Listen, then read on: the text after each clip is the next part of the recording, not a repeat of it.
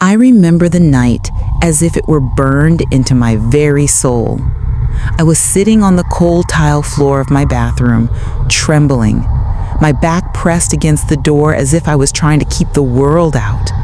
My chest was tight, my breaths shallow. My eyes burned from crying for hours, but still, the tears kept coming. My marriage had become a graveyard. The love that once kept me alive had turned into bitterness, sharp words, and silence that felt like knives cutting through the air. I had prayed for years, but it seemed as though God had turned his face away. Instead of healing, there was only shame and anger. And the ugliest truth of all was this: I had started to hate the man I once promised to love. That night, I realized something terrifying. My marriage was not only killing me, it was dragging me straight into hell. Before I go further, I want to pause for a moment to say thank you. To everyone who has subscribed to this channel, I am deeply grateful for your support. To all the new and returning viewers who have not yet subscribed, I cannot wait for you to hit that subscribe button because it truly fuels and powers this channel to keep going. Your comments, your shares, your engagement mean more than you know, so please remember to share your thoughts at the end of this story. Now let me take you back into my journey. My name is Rosa, and I am in my late 40s.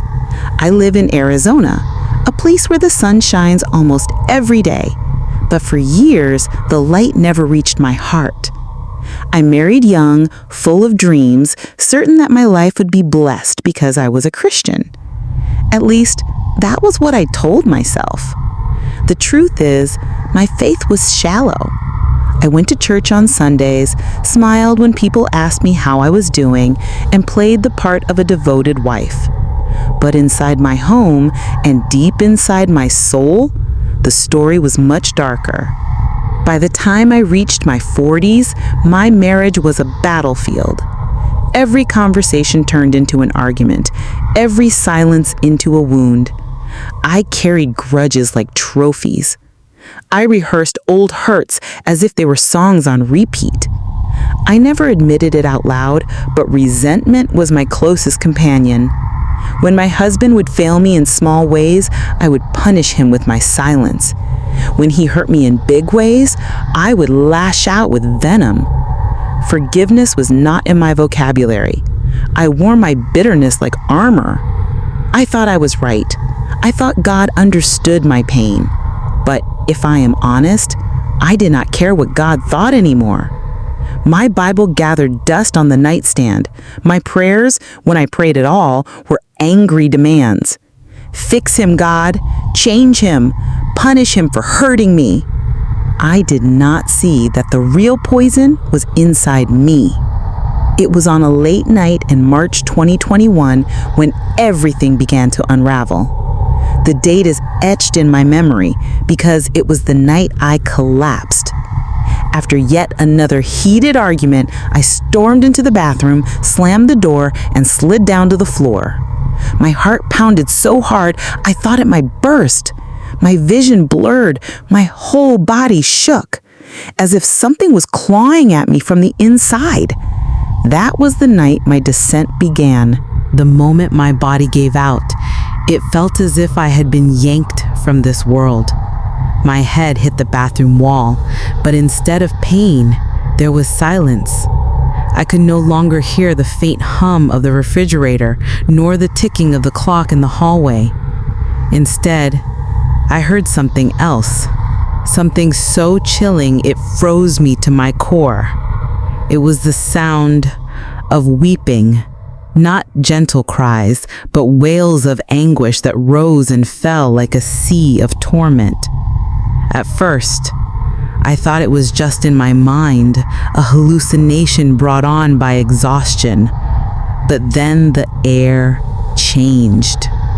The warm light from under the bathroom door vanished, and I found myself standing in a place darker than anything I had ever known. The darkness was not empty. It was heavy, alive, pressing in on me like a suffocating blanket.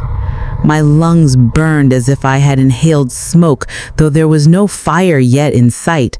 The stench hit me next.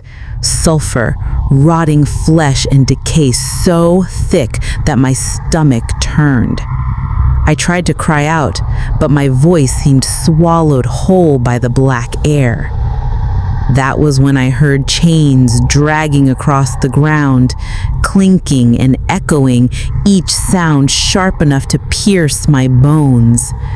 Shapes began to move in the shadows. I could not see them fully, but I could feel them. Eyes watching, waiting, mocking. A voice slithered into my ear, cold and cruel. You fed your anger, you watered your bitterness, now you will taste its fruit.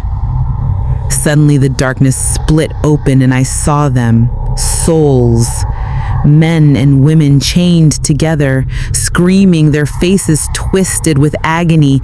Flames rose and fell around them, but the fire did not consume them. It only burned, endlessly.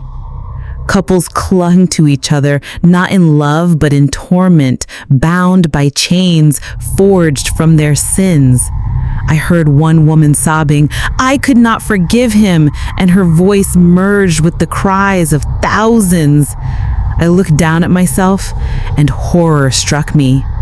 I was chained too. Cold metal coiled around my wrists and ankles. When I tugged, the chains bit deeper, and out of the shadows, grotesque creatures emerged.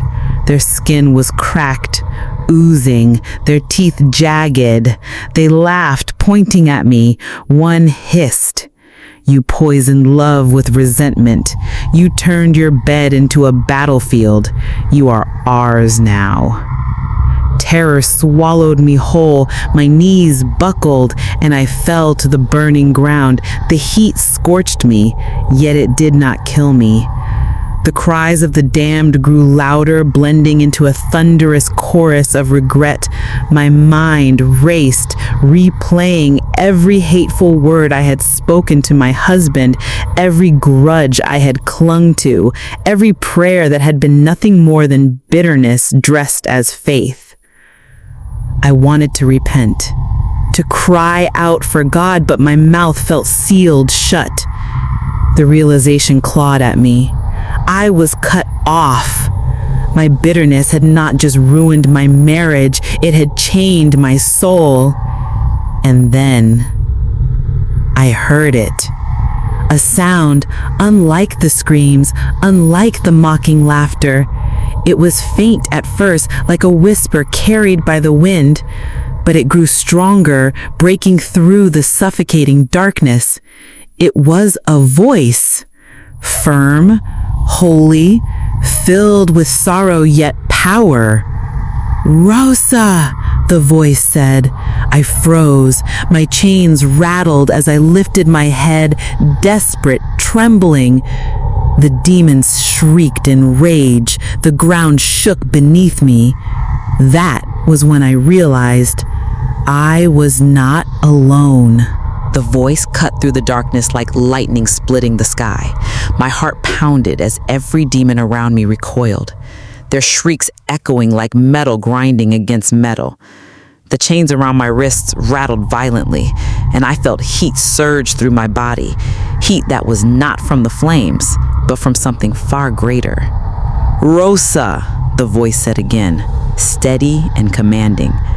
"Your time has not come, but if you return unchanged, this is where you will remain." The ground trembled. I felt flat on my face. My body pressed into the burning earth. The weight of those words crushed me. Shame surged through me like a flood. I wanted to scream, to beg for another chance, but fear choked the words in my throat. The demons tried to tighten their grip, but the voice thundered once more. "Let her go!" The chain snapped. I gasped as my body was yanked upward, rising through the suffocating smoke. The fire faded. The screams grew distant. The stench of sulfur was replaced by air, clean, fresh, almost sweet. I opened my eyes and found myself back on the bathroom floor, gasping for breath, my chest heaving, sweat pouring down my face. My hands were shaking, but the chains were gone. My spirit was back in my body. I had been spared. For a long time, I lay there sobbing uncontrollably. The encounter had seared my soul. I knew it had not been a dream. It was too vivid, too raw. I had been shown the destination of my unforgiveness. I had been warned. And I know without a doubt, God Himself had pulled me out. Life after that night was never the same. The bitterness that once sat like a stone in my chest began to break. I confessed my sins before God. I cried out for His mercy, not just once, but day after day, learning how to forgive the way He forgave me.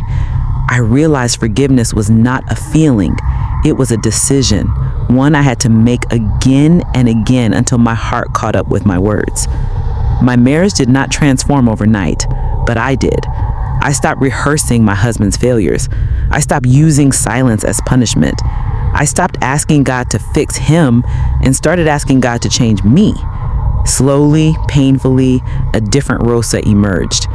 I began to see my husband not as an enemy, but as a broken man, just like me, in need of grace. The bitterness that had chained me was replaced with humility, compassion, and a peace I had never known. Most of all, my view of God shifted. He was no longer distant. I realized He had been watching, waiting, warning me all along. His mercy had reached me even in the pit of hell. That truth ignited something in me, a hunger for His word, a fire for prayer, a passion for holiness. Now I speak to you, the one listening to my story. Do not underestimate the hidden sins of the heart. Unforgiveness, bitterness, pride. These are not small things. They are chains, heavy enough to drag a soul to hell. I know because I felt them tighten around me. I saw where they lead. Hell is real. I smelled the sulfur. I heard the screams. I saw the torment. But I also know this: God's mercy is greater than any chain. His grace can break what you think is unbreakable. Let me leave you with two truths that changed my life. Unforgiveness is the chain hell uses to drag souls down. God's mercy is the only fire escape from eternal flames. If you are holding on to anger, let it go. If you are carrying resentment, release it. If you think you have more time, listen. Tomorrow is not promised. I want to ask you two questions. Have you ever struggled with hidden bitterness or unforgiveness in your relationships? And what do you believe God is asking you to let go of today? Please drop your answers in the comments. I want to hear your stories, your battles, your victories. Do not forget to like this video, share it with someone who needs to hear it, and subscribe to this channel. Your support helps this message reach more souls that desperately need God's warning and His love. This is not just my testimony. This is a call to wake up, to repent, and to embrace the mercy of God while there is still time. Because I have seen what waits on the other side, and you do not want to go there.